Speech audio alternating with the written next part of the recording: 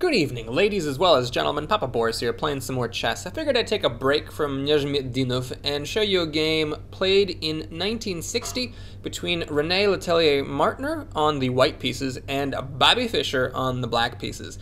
Bobby Fischer is a man who doesn't really need a whole lot of introduction. He was one of the most famous chess players of all time. He sparked a chess craze in America, and I personally think that arguments about who is the best chess player of all time are stupid, but he's certainly one of the best to have ever lived.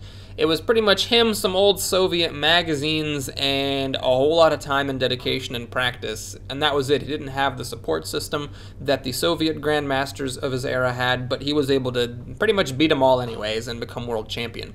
Now, this game was played 12 years before he did that, and his opponent here, René Martner, is not a grandmaster. He was an international master, but a very strong one. I will show another game by Martner after showing you this one, because in this game he doesn't really put out a very good showing, but it's a very instructive game, and I thought it showcased a lot of Fischer's abilities.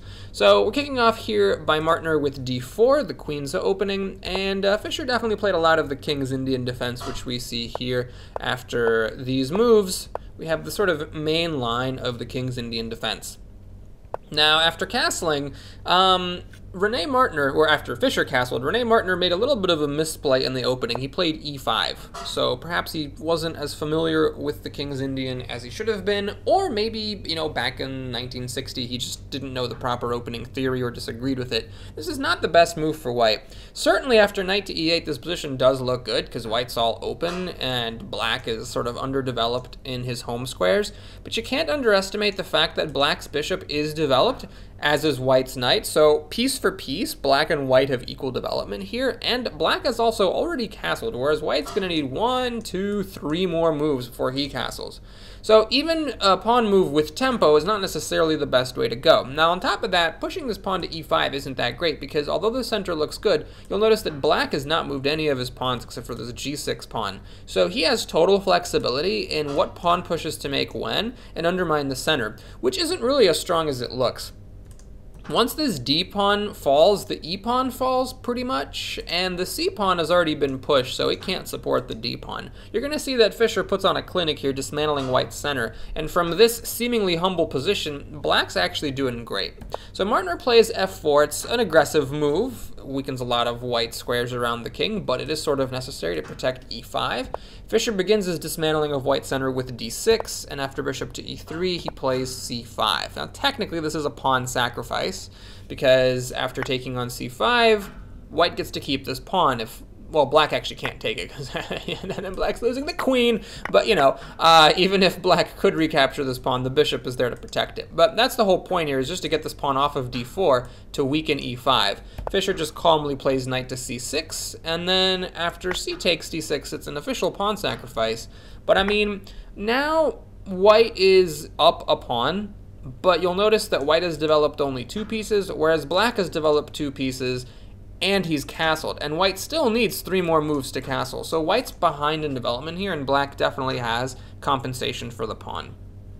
Martner here makes a fairly grave strategic mistake. It's not like losing instantly or anything, but he plays knight to e4, and if you've been watching videos on this channel, you know that this move's got a few problems. First of all, we're moving the same piece twice in the opening, which you don't want to do unless you have a good reason, and here, where Martner still has these 2 pieces blocking his king from castling, and he's made all these pawn pushes so that his king is extra vulnerable, he really needs to get a move on with the whole castling business, and making a move that doesn't do anything isn't any good. Now you might be thinking, but Boris, it is coming with tempo because it's attacking the pawn on d6. The problem is, are you really going to take this pawn? Fischer plays bishop to f5. And so what exactly is your plan here as white? You're up a pawn, you're behind in development. Now you could take this pawn, you could, alright, and then you could, for example, play queen takes d6 and try to trade into the end game with your extra 2 pawns now. But now black plays queen to e8, and it's rough. You know, I'm going to show you a variation. It's not necessarily like the best variation for white, but just to show you like what a delicate situation white is in. Let's say white's like, alright, well, now let's really try to castle. So he plays knight to f3. Now comes f6. undermining this pawn. The pawn can't be taken because then queen takes e3, snaps up a bishop with check, and white's just lost here. So you can't take on f6. So you say, okay, well, forget it. Let me just castle. Let me just play bishop to e2. Let me give back one of the pawns.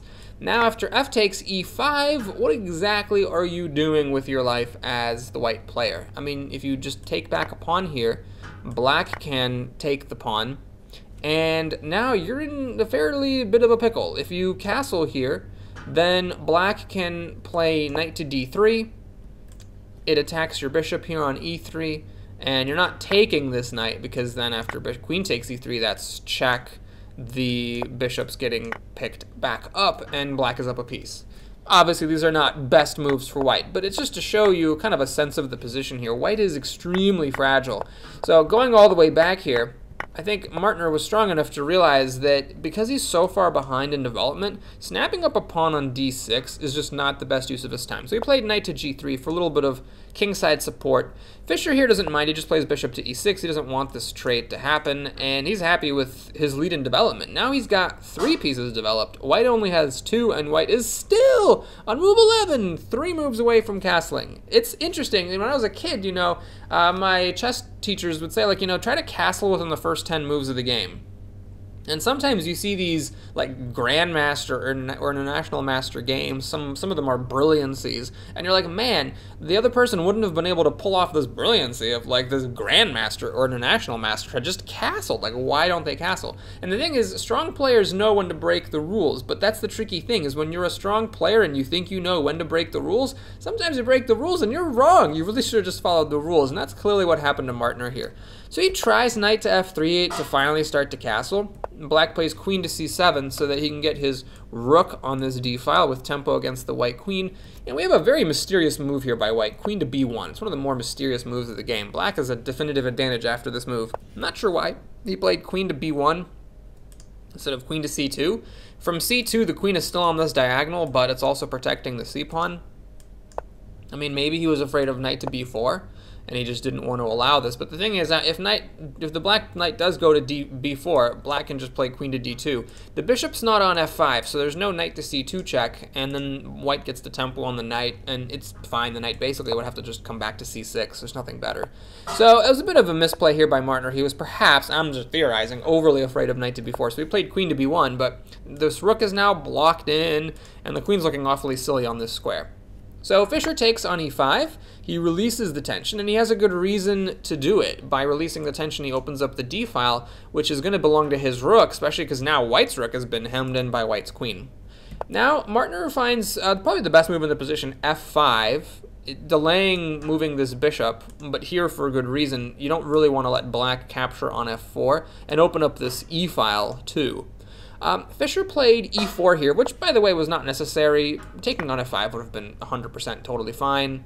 After the knight takes on f5, you could just take on f5, let the queen come out, play knight to d6, develop your knight with tempo on the queen, and just be totally fine. Looking forward to a great game.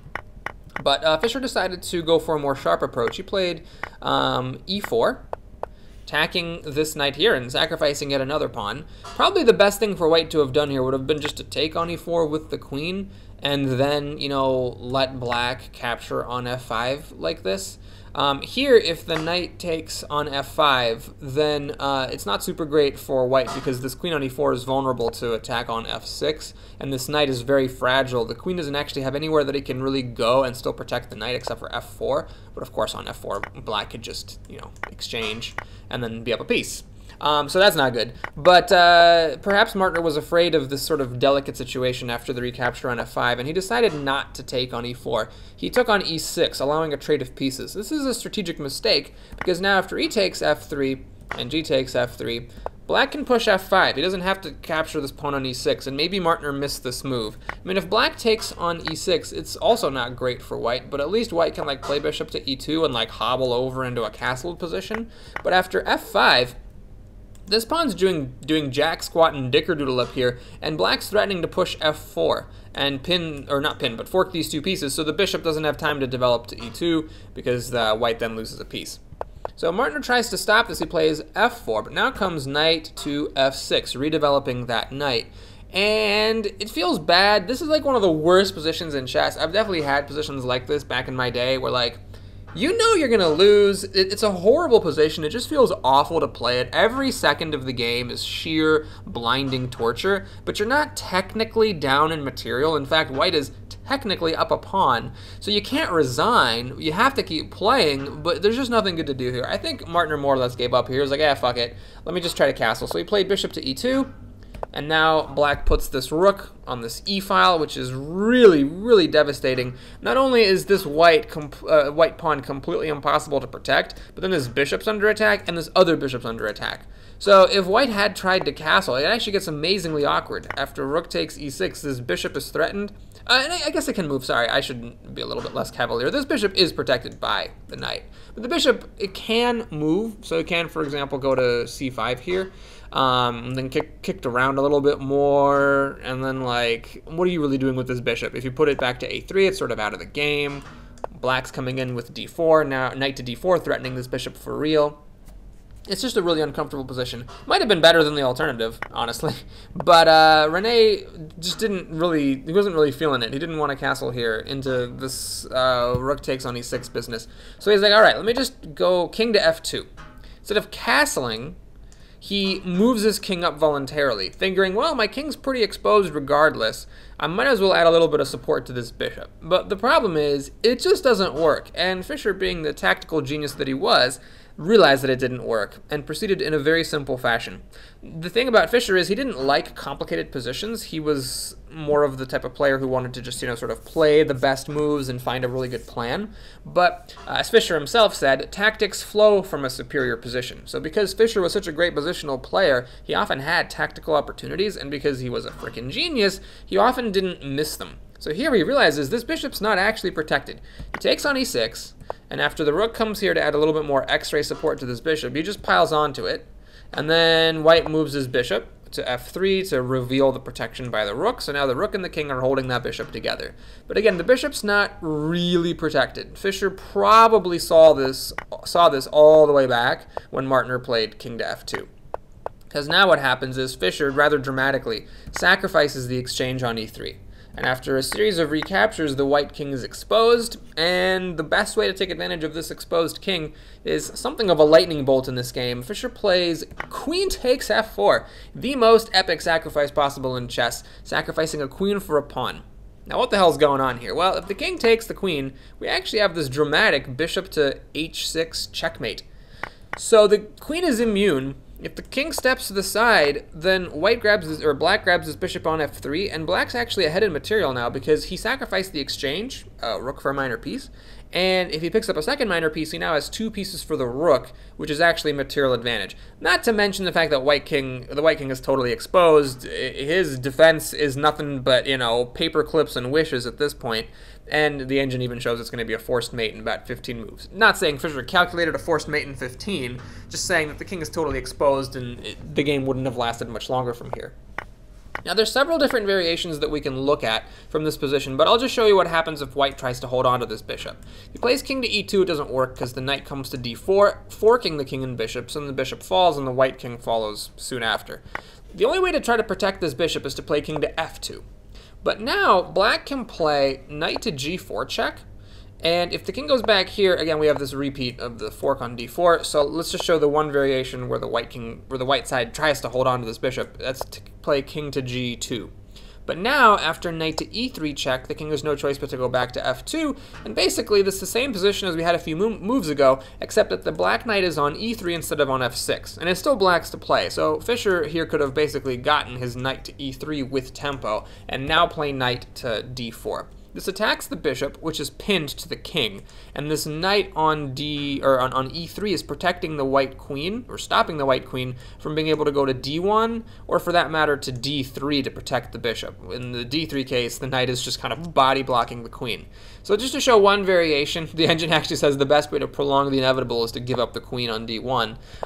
If white tries to go to h1 to protect the bishop this way, then black has knight to g4 check. The only place you can move the king to protect this bishop is g2, but that actually blocks the queen. So after queen takes f3, you're getting mated in a couple of moves here. There's no way to avoid it. Black doesn't even need to pick up the queen. And if the king steps away from the bishop at this point, then of course the bishop drops. So if you do go, for example, to e1 or something, then black can actually take his time and slowly, win some material and then checkmate you soon after. One possible variation would be just to take this bishop here. Even though it's mate in 7 and not the fastest mate, black is material up here and white is dropping.